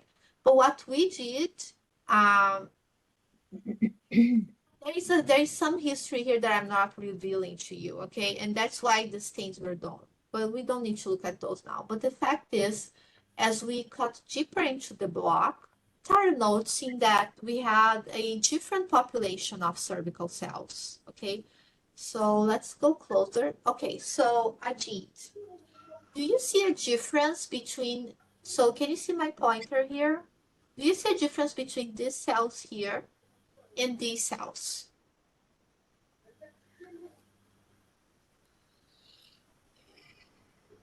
Ma'am, the first one is a simple benign columnar epithelium, but the second one has a more intracytoplasmic mucin. These cells having more intracytoplasmic mucin. The nucleus is a baseloid type, but still the nucleus is not enlarged. The cells have a they did not lose the polarity, but some stratification is seen on the second. Yes. Excellent description. Basically, what I would call this looks weird, right? You look at this, you don't really know what's going on. You just know something is off here. Because like if these are your normal endocervical cells, what are those cells? Could they be hyperplastic or reactive endocervical cells? Yes, they could be, right? But they have so much mucinous cytoplasm. You start thinking like something is off. So let's keep going. But then you see we cut multiple levels because this is level 6, and then we cut even deeper into this polyp here now to level 11. So look at this area here. This area here at the top. And I think I have a close-up. Okay, so this now are you getting more worried about this? So again, here we have our reference, right? This is the benign endocervical epithelium with the reserve cells. And then we have all this stuff going on here. And even though you probably don't know what this is, would you get worried? I mean, how would you approach this? Ma'am, perhaps these are some atypical like cells, and nucleus seems hyperchromatic, and more intracytoplasmic mucin is also seen.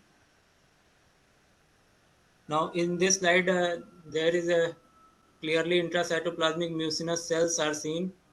Maybe these are featuring some malignant cells, malignant atypical cells. Yeah, so I think I would use the term neoplastic, right? Because for malignant in the cervix, you want invasion, and we're not seeing invasion, right?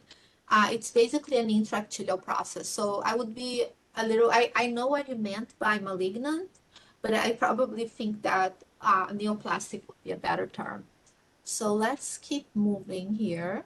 So this is even a higher power. So I think, Ajit, I'm gonna be done with you for this because we have one more student, Sunanjini, and this is the last case. So if you don't mind, you did an excellent job. Now let's ask Sunanjini to describe, this is the same patient. Now we have an endometrial biopsy. Ma'am, the section studied shows strips of columnar epithelium along with fibrocollagenous stroma showing inflammatory infiltrates. In high power, if we go. So let's step back a little. Okay, so here we have endometrial biopsy, right? So what do you think this is right here at the bottom left?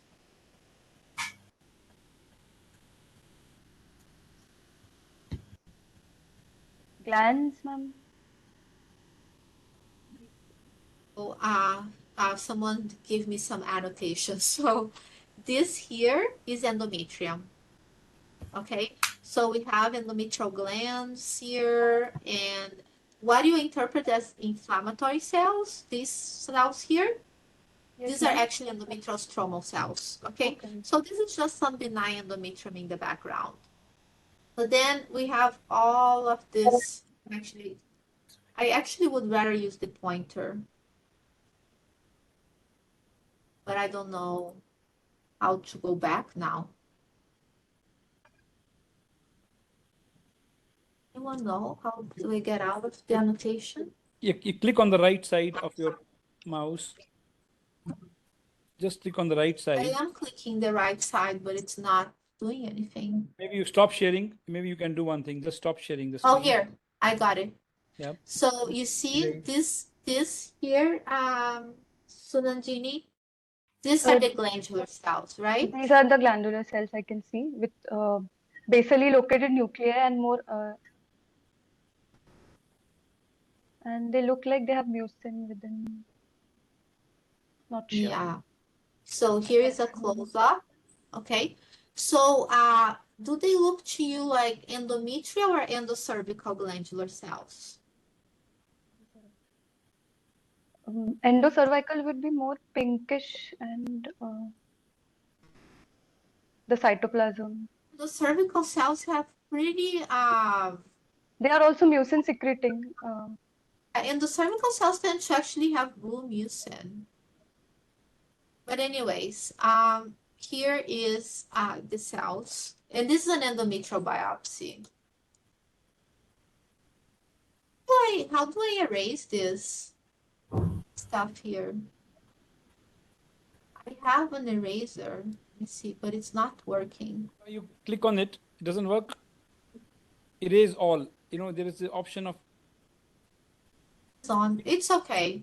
Yeah. Okay. If you go to the next slide, this will disappear. It didn't. This is the next slide here. See? Wait. Can you stop sharing and do it? Maybe you can do it again. I'll probably have to do that. Yeah. Now maybe you share again. Now share. Mm-hmm. Okay. Where is my share screen? Here, share.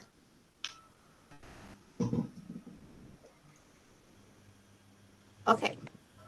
So here is it. So basically, okay. So Sunanjini and Ajit, right? This woman, she's 41 years old, and she came with us with a pap smear diagnosis of atypical glandular cells.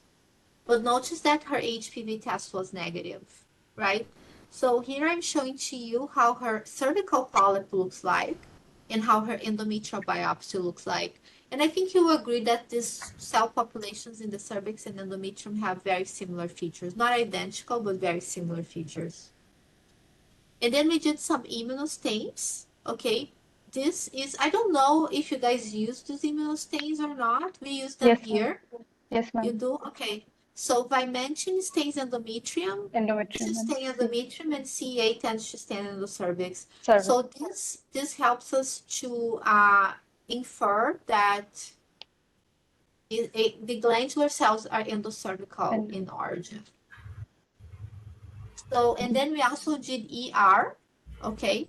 So ER, of course, will be positive in all the endometrium. So these are endometrial glands. Endometrial. But ER was negative in the glandular cells that we have been discussing.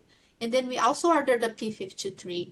Even though P53 here is not like, wow, super overexpressed, we have some overexpression in some groups. We see those groups. So this is more expression of P53 than this background endometrial glands. And then we also did P16. So P16 is patchy positive in endometrium, like here. So this is normal endometrium, but the glandular cell proliferation is negative for P16, which in the setting of glandular lesions of the cervix pretty much excludes HPV association. And then as you can also see, Ki67 is very low in this glandular proliferation, while it's, as expected, quite high in the background endometrium. So the diagnosis for this, I'm not even gonna ask you guys because I think this is very like exoteric and you probably haven't seen these cases yet. And even if you practice gynecologic pathology in the subspecialty setting, this is something we see quite uncommonly. So the diagnosis for this patient is actually cervical adenocarcinoma in situ for the cervical polyp, right? Just for this side here. HPV independent gastric type. And then the endometrial biopsy, we have basically, I don't, like the tumor was not invading the endometrium, but as they went through the cervical canal to do the pipelle endometrial biopsy, they got a lot of the tumor, okay? So that's what happened here. And then with this diagnosis, the patient underwent a cold knife cone. So Ajit, please look at this cold knife cone and tell me what your diagnosis is.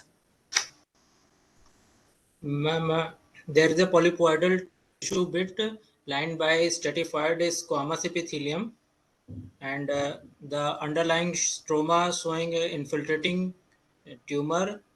That tumor, yes, tumor arranged in acini nests, and there is a haphazard patterns of glands. Excellent. And these glands, these in tumor cells. So this looks very, Yeah, this looks like a really tumor bad cells have. carcinoma, right? Yes, ma'am. I think we can see some signet ring like cells also. It's correct. We do have excellent. Let me see if I have a close up. No. Oh, here. This is a signet ring cell right here. See that? So I think the most striking aspect of this case is that now in retrospect, what happened to this patient is first we got her endometrial biopsy. And then we got the cervical polyp. And then we got the cone. But you see how this is variable? So this gastric type, HPV independent endocervical adenocarcinomas, they tend to have very variable differentiation and grade. So in some areas of the tumor, it looks quite bland. It looks blended to the point that you practically cannot call it a carcinoma. And then in other areas, it looks super atypical and pleomorphic, as we're seeing here. Very like bizarre looking cells, signet ring cells, highly infiltrative. And it also almost has like a micropapillary pattern, right? Like where you have, so for example, here you have a nest within empty space. That's a micropapillary pattern, which tends to be very aggressive. What this cold knife cone was called was invasive endocervical adenocarcinoma, HPV independent gastric type, transected at all margins. And the interesting thing about this patient that you don't know is that she has Bucherer syndrome. So I don't know if the students are aware of that, but Bucherer syndrome is highly associated with this gastric type endocervical adenocarcinoma. And also with, does anybody know what's the ovarian tumor that is associated with Bucherer syndrome?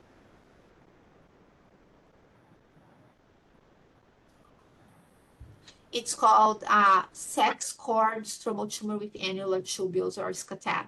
That's a classic.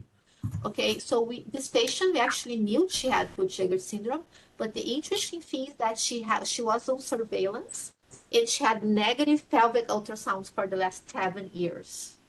So they never picked this up.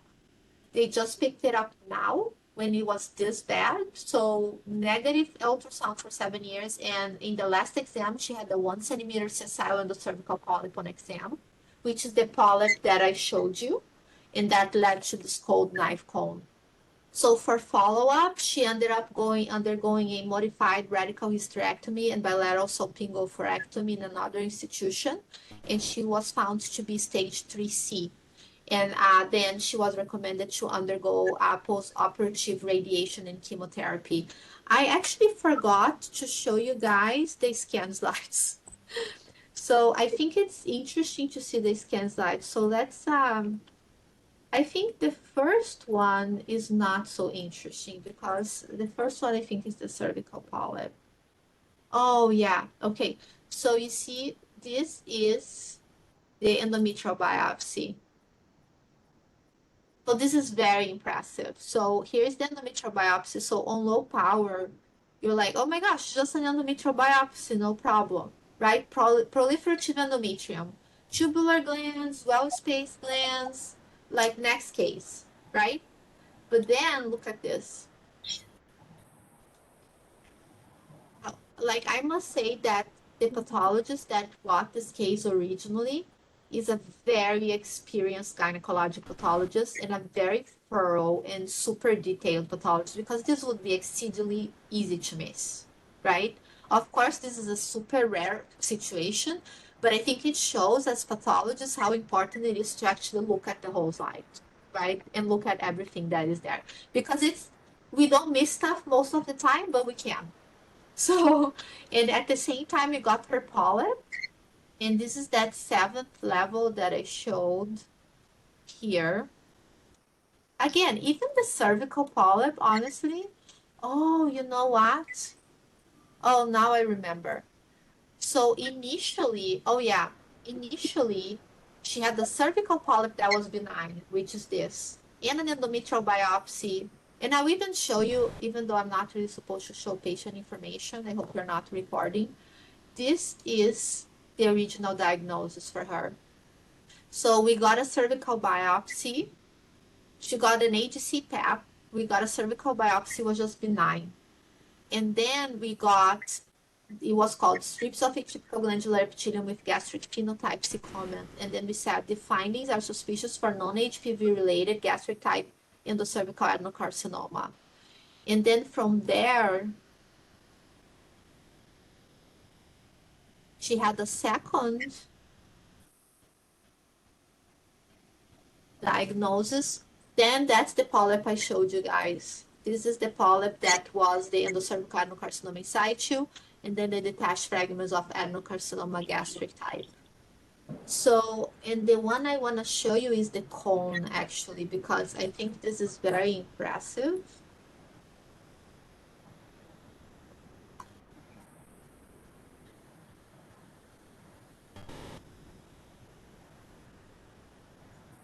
Not this one, sorry.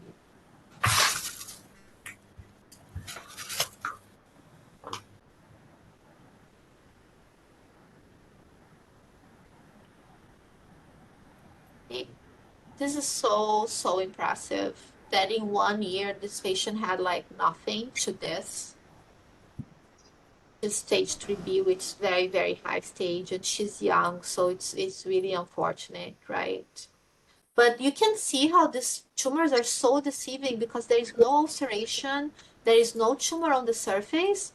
So on exam, it will basically look like normal cervical mucosa, right? In the cervical exam, it's very impressive case. It's a super interesting case.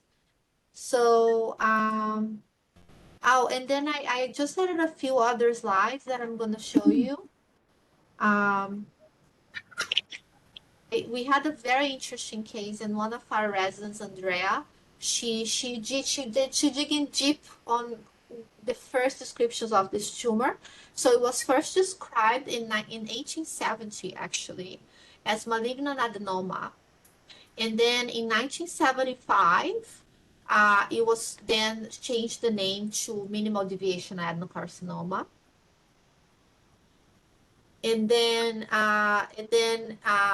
this Japanese group in 1997 started calling it adenoma malignum, because I think the new residents never heard these terms probably, but all of us that have been practicing pathology for many years, we are very familiar with the fact that these gastric type tumors used to be called either adenoma malignum or minimal deviation adenocarcinoma. But these terms are no longer used. Now that we have the international classification for endocervical adenocarcinoma, this should all be called HPV independent gastric type.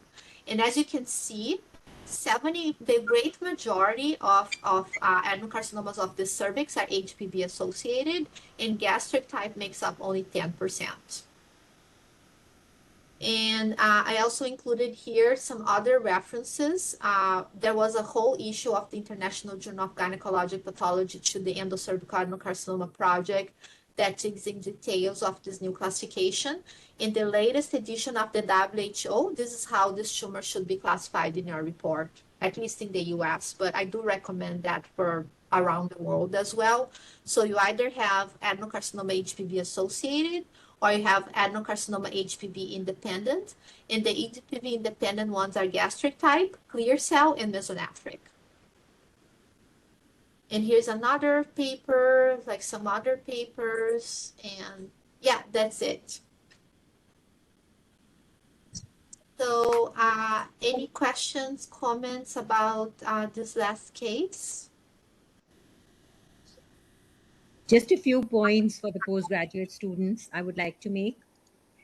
That very rightly pointed out by Fabiola, that the screening of the entire slide is very important, because Fabiola showed that there were areas showing normal endometrium along with some endocervical areas.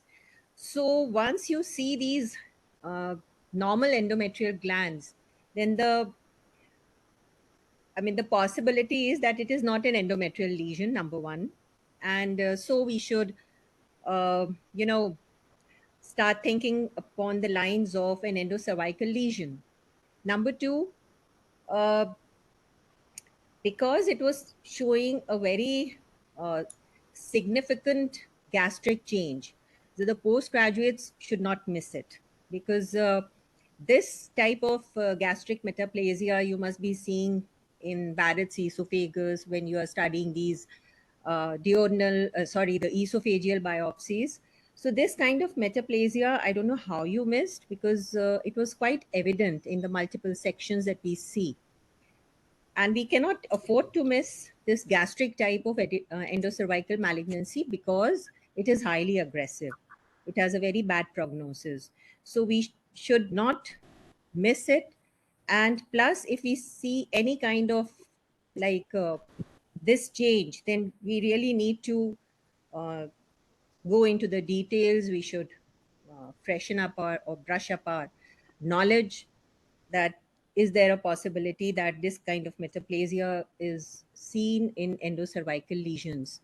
So these are some of the points which postgraduates should keep in their minds, because gastric type is not a good feature for endocervical malignancies. And I think Anita ma'am will also agree with this.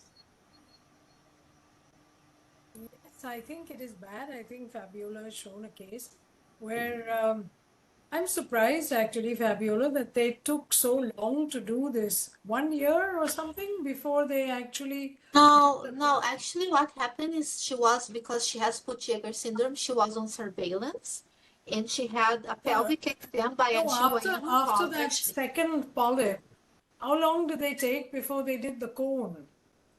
They did it right away. They did it right away. Okay. Yeah, the same month. Yeah, Oh, but you know, in the endometrium, they found the gastric type epithelium. This was all within the same month. All 3 specimens were the same month. Within the same month. All right. Yeah. If that's the case, it's all right. Yeah, because she was being followed by actually because she has Peutz-Jeghers syndrome, she's not seen by a gynecologist. She was seen every year by a gynecologic oncologist. But the funny thing is, like last year, she had a normal pelvic exam and normal ultrasound. Yeah. And then the next year she came in, she had a 1 centimeter polyp, and then all of this came up and she was treated right away. Yeah, I mean, if you're doing gynec oncology, you see this from time to time, and it's really very, very distressing actually, because these are young women, and they succumb quite soon to this, no matter how well they are, they are treated. What I wanted to ask you, Fabiola, is how often do you need to do a CEA on cervical biopsies? So when we have this differential arises more often in the endometrium, right? Because we're looking at a complex low-grade mucinous proliferation, and we ask ourselves, is this a well-differentiated endometrioid fiber grade 1 adenocarcinoma, or is this microglandular hyperplasia from the cervix? So the classic panel from back when I was a resident is CEA and Vimentin. But in my experience, ER and Vimentin are much better because CA is not that helpful, really. It stains endometrium very often. In this case, because I think the mucinous proliferation was neoplastic, it was more robust, it was entirely negative. But if you have this differential of like, is this endocervical epithelium or is this endometrial epithelium, what I would recommend is ER and Vimentin. You can add CA, but it's not that helpful. All right. But what if you have, do you think that CEA actually helps in a cervical biopsy when you're not sure whether something is a gastric type adenocarcinoma or a mucinous, microglandular hyperplasia or something of that sort? That's a good question. We usually do not do so when we have microglandular hyperplasia in an endometrial biopsy, we tend to get worried, particularly if the patient is postmenopausal. But if you have microglandular hyperplasia in a cervical biopsy or a cervical polyp, the agent is so characteristic that we usually agree. do not really But sometimes you see, mucinous epithelium, and you're not very sure whether it is. Do you think the CEA would help at all? You're telling me it probably will, but I've never seen it used in that scenario. Yeah. I'll consider using it in the future. Okay. Are there any other questions in the chat box? Another question is that are we classifying these malignancies on the basis of a pattern of stromal invasion as per the Silver system? So is it really important? So the problem with the Silver system is a very interesting approach. But as far as the United States is concerned, it's not included in the AJCC guidelines. So NCCN guidelines. So the clinicians cannot use, the GYN oncologists cannot use the Silver system for treatment. And therefore our clinicians ask that they do not use it, basically, because they say, well, you call it a Silver pattern A, and then what do I do with that information? It doesn't change my management. Okay, it's going to be based on the depth of invasion. However, some institutions here do list that in their reports. But first, it's not a required item by CAP. So the College of American Pathologists does not require that we include that information in cervical carcinoma reports. Okay, and the NCCN guidelines for oncologists does not include that as a criterion for treatment. So I would say that from a pathophysiologic standpoint, it's very interesting. And there are some studies that show there is value to the system, particularly when you don't know if it's all in situ carcinoma or just like a Silver pattern A, right? Particularly those ones. But in the end, in the last 5 years, what has emerged is that HPV associated versus HPV independent is the single most important differential between as far as cervix. Of course, depth of invasion of that matters, but it's not great. It's not really the appearance of cells invited below glandular, usual type, intestinal type. That doesn't matter. What matters is it HPV independent or is it HPV associated? Thank you. Few questions. One question from audience, ma'am. Yes. What is the importance of P16 with HPV is in cervical cancer? Good question. Good question. So because P16 is more readily available and is a cheaper test and easier to interpret, we usually just start with P16. We don't use HPV in situ in most of our cases. We use HPV in situ when P16 cannot be necessarily relied upon. That's how we use it.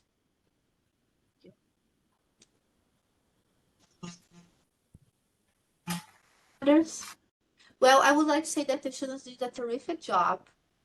Congratulations, everyone. Thanks for your time, your dedication to studying these cases. I hope you have learned something that you can take to your practice in the future. And I, again, would like to thank the organizers and moderators for the invitation. It's a pleasure to be teaching on students on the other side of the globe. Thank you, Fabiola. Your cases were excellent. They were highly informative. And I'm sure the postgraduate students would be benefiting a lot. That's great. Good to know. Okay. So have a nice week. I don't even know what day of the week. It's Thursday, right? Okay. What time of the morning is it there?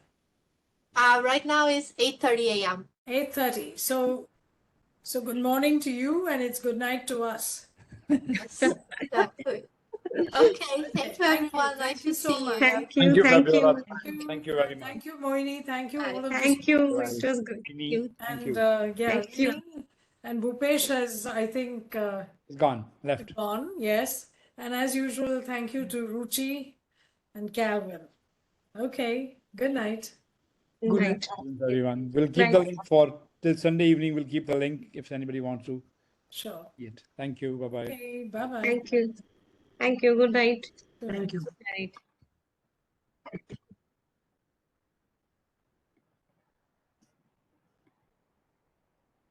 Allah.